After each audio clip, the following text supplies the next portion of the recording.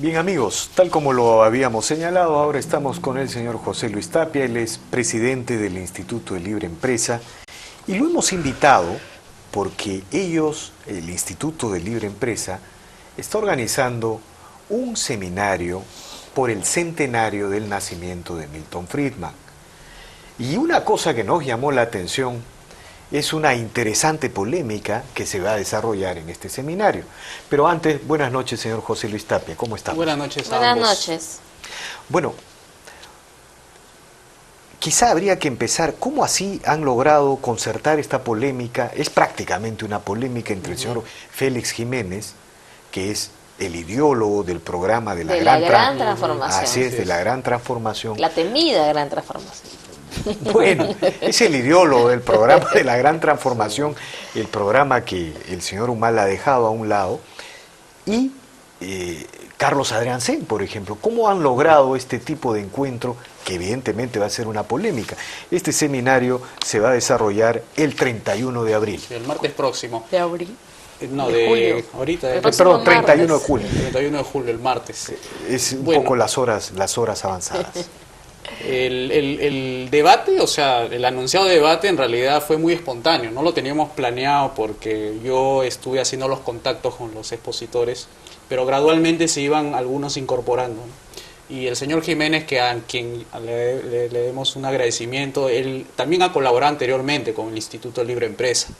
Entonces él ya nos conocía, ¿no? Sabemos lo respetuoso que somos en los tiempos, en los tratos con los expositores, y entonces él ha aceptado porque yo lo invité y él aceptó, ¿no? Entonces, pensando que no, porque este evento es más liberal que su terreno, digamos, ¿no? Es casi un evento liberal puro. Claro. ¿No? Entonces, salvo algunos matices, ¿no? Porque entre los liberales tenemos siempre algunos ángulos diferentes de ver. Por ejemplo, monetaristas versus austriacos, por ejemplo, son matices dentro del liberalismo, ¿no?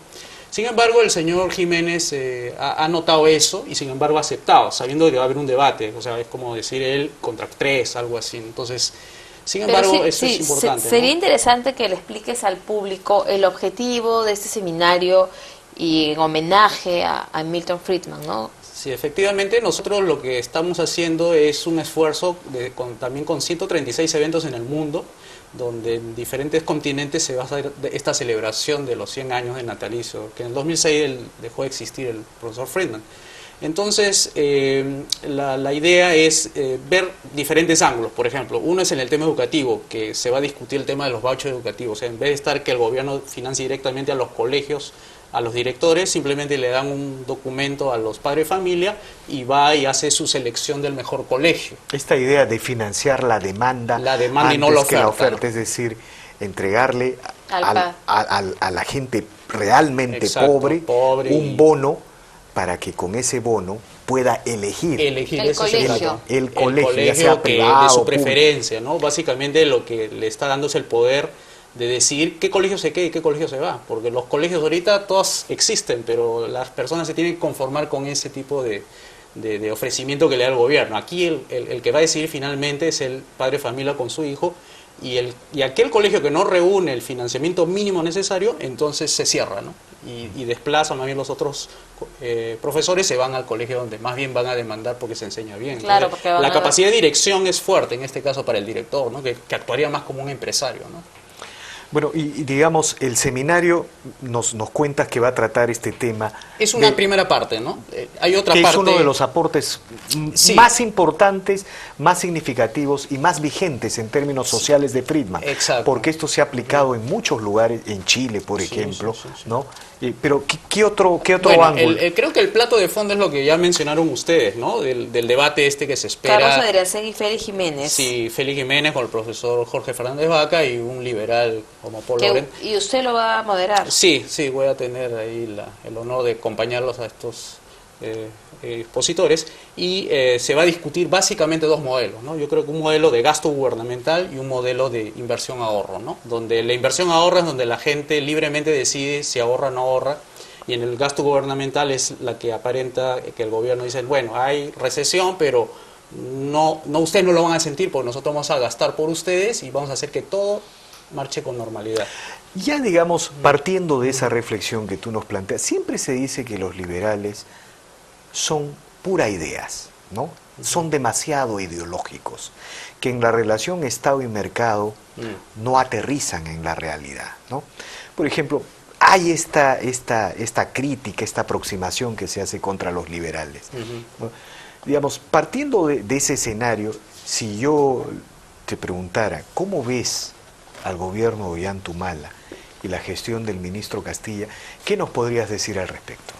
Bueno, mi impresión es que el gobierno carece de valores, ¿no? O sea, no veo en el gobierno un valor que inspire, que diga a las personas, mira, el presidente está haciéndolo por la justicia, ¿no? O lo está haciendo por la libertad, o lo está haciendo por X razones. Pero el valor que a la gente la moviliza, eso no lo observo en el gobierno.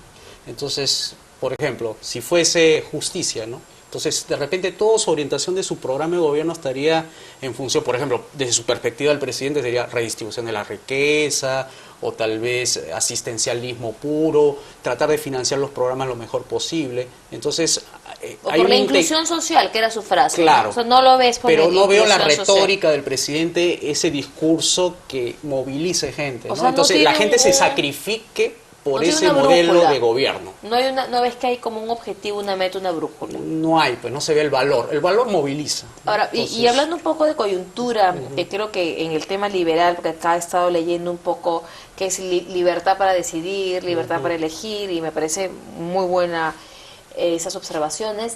Por ejemplo, este gobierno ha aprobado, primero el Congreso y luego ya el Ejecutivo, la ley de las AFPs, donde los principales críticos a esta norma han dicho que se vulneran las libertades de los afiliados de elegir a dónde vamos a querer ir. Ustedes como Instituto de Libre Empresa, ¿han analizado este tema? ¿Han hecho algún documento?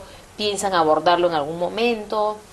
bueno, en el futuro vamos a tener que de todas maneras tocar, porque recién nos estamos enterando a través de la ley cómo se está implementando esto. Todavía no salió el reglamento, No, o sea, pues todavía falta falta eso. Ese creo que reglamento. está el detalle. Sí, Sin que lo van a demorar, ¿no? sin embargo, lo que sí vemos es una, digamos, una falta de competencia leal entre el gobierno y el sistema privado de pensiones. Porque si tú quieres que las personas tengan, como se dice, la rentabilidad y no le quite, digamos, esa posibilidad que crezcan las AFP, tú tienes que eliminar el sistema estatal. Porque tú estás de alguna manera financiando doblemente, o sea, estás financiando primero un descuento obligatorio que te hacen por razones de descuento de planilla, y la otra es la contribución obligatoria que tienes que hacer a las AFPs. Y pierde mercado, obviamente, las AFPs. Por ejemplo, nosotros estábamos conversando en el instituto con técnicos de una de las AFPs aquí en el Perú, y me decía, el problema, ¿por qué eligen los jóvenes más a las AFPs, perdón, más a las ONPs que a las AFPs? ¿Y por Hay qué? gente que elige más a las Sí, ONP. sí. Eso estadísticamente está Sí, confirmado. sí. La juventud, 60%, ¿sabes por qué? Porque los empresarios mismos son los que deciden por los jóvenes.